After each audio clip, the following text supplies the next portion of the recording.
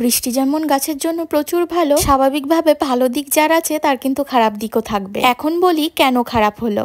একদিকে তো কন্টিনিউ বৃষ্টি চলছে, তার মধ্যে কিন্তু গাছে পোকামাকড়ও লাগা স্টার্ট হয়েছে। বেশ ভালোই উচ্ছেটা হচ্ছিল, তার মধ্যে এসে দেখি আজকে হলুদ হলুদ হয়ে গেছে। একটু খেয়াল করলাম, দেখলাম যে পোকা লেগে গেছে। আজকে মনে হচ্ছে ওকে তুলে ফেলতে হবে, না হলে হয়তো কালকে এসে দেখবো বৃষ্টিতে আরো পচে গেছে। ছাদ বাগানে দেশি করলা তো লাগানোই আছে, তার মধ্যে কিন্তু এই উচ্ছে গাছটা আমরা লাগিয়েছি। তবে দেখি প্রতিটা আগায় আগায় কিন্তু অনেক জালি এসেছে।